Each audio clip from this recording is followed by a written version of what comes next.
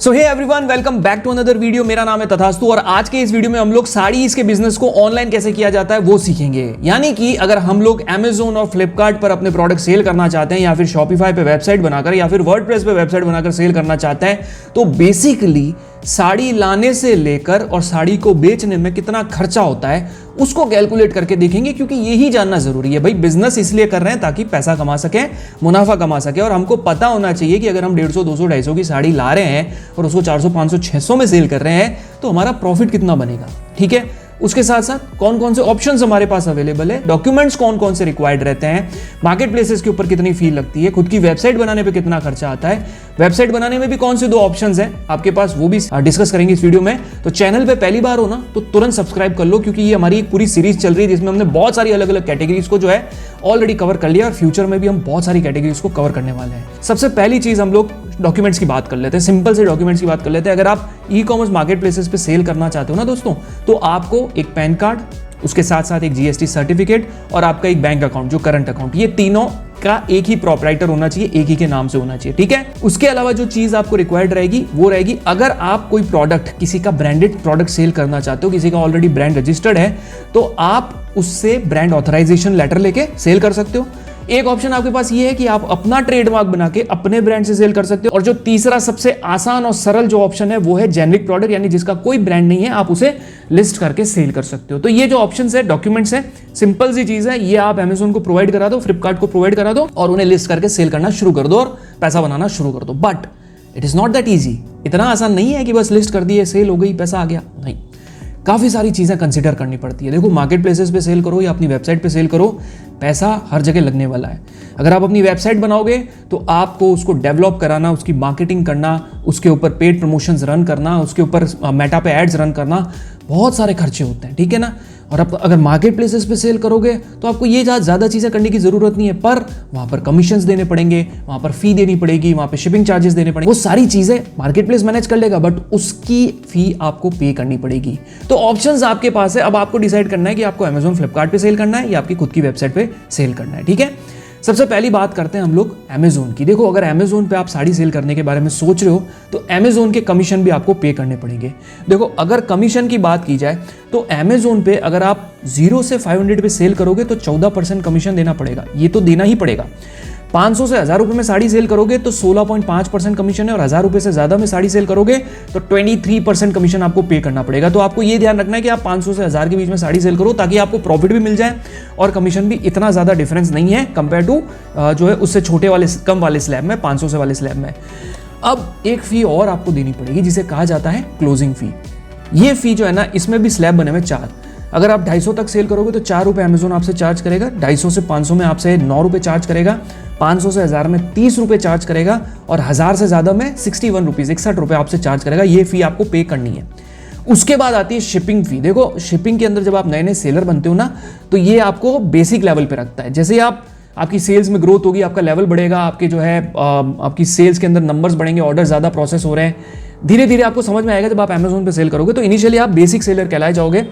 Basic seller में आपकी local 53 रुपये है, रीजनल 60.5 रुपीज़ है और नेशनल 81 रुपीज़ है। ये जो स्लैब आपको फीस का दिख रहा है, ये 500 ग्राम से अंदर के प्रोडक्ट का है। तो एक साड़ी का वेट 500 ग्राम से अंदर का अगर होता है तो आपको ये शिपिंग चार्जेस लगने वाले हैं कि लोकल ऑर्डर आएगा तो 53 रुपीज़, रीजनल ऑर्डर आएगा तो 60.5 और बहुत दूर से ऑर्डर आएगा तो 81 रुपीज़ आपको देना है। प्लस इन तीनों के ऊपर आपको जीएसटी भी पे करना है, वो आपको वापस मिल जाता है एज अ ITC। ठीक है, अगर आप किसी भी अकाउंटेंट से जाके मिलेंगे, उनसे पूछेंगे ITC क्या होता है, तो आपको बहुत आसान तरीके में बता देंगे कि ITC को कैसे लिया जाता है और इससे क्या बेनिफिट्स है। राइट, अब आती है कैलकुलेशन की बात। देखो, कैलकुलेशन में मैं आप लोगों को एक चीज़ समझाता हूँ कि इसके अंदर अगर आप कोई प्रोडक्ट साड़ी का लाते हो, किसी भी होलसेलर के पास जाते हो, किसी भी डिस्ट्रीब्यूटर के पास जाते हो, किसी मैन्युफैक्चरर के पास जाते हो और उससे साड़ियाँ लाते हो आप लोग, ठीक है, तो हो सकता है आपकी साड़ी आप 250 रुपये में ला रहे हो सकता है आप 300 रुपये में ला रहे हो सकता है आप 150 रुपये में ला रहे हो, कोई भी प्राइस हो सकती है। वो आपको देखना है कि आप कितने में वो साड़ी ला रहे हो।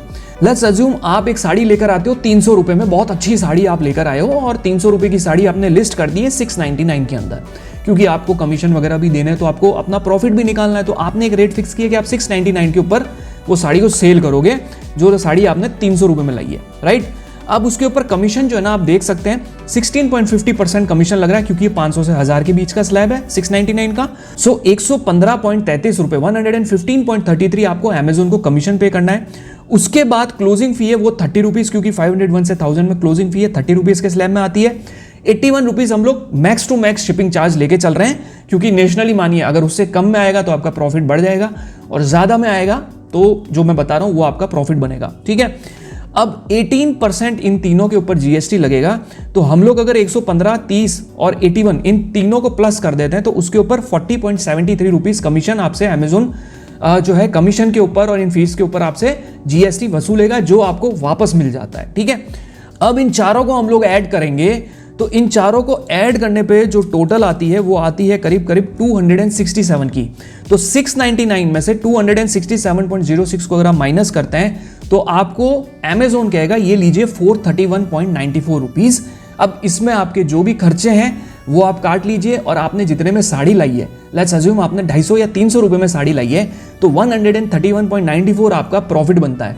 अब आपके कितने खर्चे हैं, आपने कितना ऐड चलाया, कितना का पॉली बैग आपने इसमें, कितने की पैकेजिंग कॉस्ट है, वो सारी इसी के अंदर कंसीडर होगी। 131, अगर 300 की साड़ी आपको 431 रुपए दे रहा है अमेजोन और 300 रुपए आपने साड़ी को लाने में खर्च किया है, तो 131.94 का आपका प्रॉफिट है। उसमें जितने भी आपके खर्चे हैं वो आपको कंसीडर करने होते हैं, राइट। तो इस तरीके से आपको अमेजोन का ये मैंने बता दिया। अब मैं चलता हूं सीधा आपको लेके फ्लिपकार्ट के ऊपर। ठीक है, सो दोस्तों फ्लिपकार्ट की अगर बात की जाए तो 0 से 300 पे है 0%, कोई पैसा नहीं लगेगा। लेकिन 300 रुपए में साड़ी लाके 300 में तो बेचोगे नहीं। 300 से 500 पे 4.5%, 500 से 1000 पे है 14% और 1000 पे है 25%। 1000 से ज्यादा में सेल करोगे 25% आपको देना पड़ेगा। एक आती है उसकी फिक्स्ड फी। फिक्स्ड फी की बात की जाए तो 0 से 300 पे है 69 रुपीज, 300 से 500 पे है 69 रुपीज, 501 पे 69 और 1000 प्लस पे 69। टोटल मतलब इन्होंने 69 रुपीज एक फ्लैट फी रखी हुई है कि ये फिक्स फी तो आपको हर सेल पर देनी ही देनी है। शिपिंग चार्जेस 500 ग्राम के अंदर अमेजिंग है, लेकिन इससे कोई ज्यादा फायदा हो नहीं रहा है। मैं आपको जब प्रॉफिट आएगा तब बताऊंगा अमेजोन में और फ्लिपकार्ट में कितना डिफरेंस है। इसके ऊपर जो शिपिंग चार्जेस है वो 00 एंड देन 16 है। नेशनल पे 16 रुपए ही लग रहे हैं, आपको 16 रुपए ही पे करना है। देखो अब आपको जो है इसके अंदर मैं बताता हूँ 699 की सेलिंग प्राइस पे सेम अपन ने प्रोडक्ट लिया, कमीशन इस पे 14% लग रहा है, क्योंकि ये 500 से 1000 रुपीज पे फ्लिपकार्ट 14% ही लेता है। तो 97.86 आपका कमीशन हो गया। 501 से 1000 रुपए का एक फिक्स फी है जो वो इसके ऊपर आप देख सकते हैं, वो 69 रुपीज लगा रही है फ्लैट। शिपिंग चार्जेस 16 रुपए, जिसके ऊपर नेशनल शिपिंग जिसको कहते हैं। अब देखो इन तीनों को अगर हम टोटल करते हैं तो 32.91 इसका जीएसटी बनता है जो आपसे अमेजोन वसूलेगा। अब कमीशन, फिक्स फी, शिपिंग चार्जेस और 18% जीएसटी को जब हम टोटल करते हैं तो 483.23 रुपीज आपको फ्लिपकार्ट पे मिलेंगे। अब इसके ऊपर भी आप प्रमोशंस, एड्स वगैरह जो भी चलाएंगे उसका खर्चा आपको देखना पड़ेगा, वो भी जब आप चलाएंगे तो इसमें से माइनस कर दिए जाएंगे।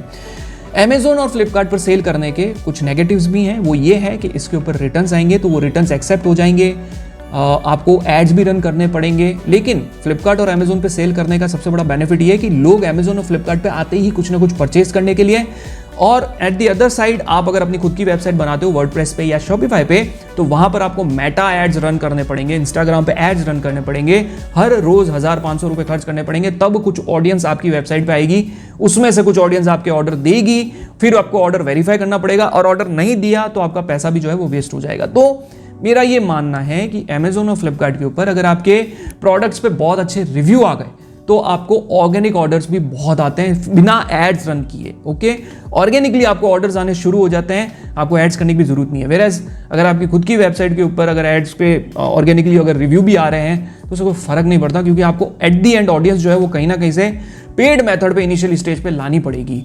तो अगर आप शुरू करना चाह रहे हैं अमेजोन और फ्लिपकार्ट पे, तो मेरी नज़र में आपको जो है अमेजोन और फ्लिपकार्ट से शुरू करना चाहिए और बाद में अपनी ई कॉमर्स वेबसाइट बनानी चाहिए और उसके ऊपर लिखना चाहिए we are available at Amazon. तो इस तरीके से जो है आप साड़ियों का बिजनेस अमेजोन और फ्लिपकार्ट पे शुरू कर सकते हो। अब रही बात आपकी खुद की वेबसाइट पे, जैसा कि मैंने आपको बताया, आप शॉपिफाई पे वेबसाइट शुरू करते हो तो उसके ऊपर एवरी मंथ आपको 2000 रुपीज तो पे करने ही करने हैं, प्लस हर ऑर्डर पे 2% आपको देना पड़ेगा जो भी उसकी फी होगी। ठीक है, तो मोटा मोटा 4-5-6 हज़ार रुपए तो आपका बिना एड्स रन करे सिर्फ ऑर्डर आने पे और वेबसाइट बनाने पे ही हर महीने का खर्चा शुरू हो जाएगा, और उसके बाद आपको एड्स वगैरह भी रन करने पड़ेंगे। और वर्डप्रेस के अंदर आपको एक डेवलपर हायर करने पड़ेगा। अगर आप टेक्निकल नहीं हो, यूजर फ्रेंडली नहीं हो इन सब चीज़ों को, तो आपको एक डेवलपर हायर करना पड़ेगा, उसकी फी आपको देनी पड़ेगी। तो ये सब चीज़ें हैं जिसको आप शुरू कर सकते हो। और उसके साथ साथ इस वीडियो को ख़त्म करने से पहले एक चीज़ और कहना चाहता हूँ, अगर आप अमेज़ोन पे और फ्लिपकार्ट पर बिजनेस करना सीखना चाहते हो तो हमारे पेड कोर्सेज भी हैं, जिसको लिंक मैंने डिस्क्रिप्शन में दे दिया है। आप ट्राई कर सकते हो, कोई ज़रूरी नहीं है, आपको फोर्स नहीं कर रहा हूँ। पसंद आए तो लीजिएगा, नहीं आए तो हमारे चैनल पे भी बहुत सारे वीडियोस हैं। और ये जो प्लेलिस्ट मैं आपको कह रहा था उससे भी आप सीख सकते हो, उससे भी आइडिया लगा सकते हो। और उसका लिंक मैं साइड में दे रहा हूँ, जिसमें सारी प्लेलिस्ट के अंदर सारी डिटेल्स आई हुई है कि कौन कौन से प्रोडक्ट्स की अभी तक हमने कितने चार्जेस लगते हैं, क्या लगते हैं, सारी डिटेल्स हमने इसमें बना दी है। So thank you so much guys इस वीडियो को पूरा देखने के लिए। अब मिलते हैं अगले वीडियो में, तब तक के लिए टेक केयर।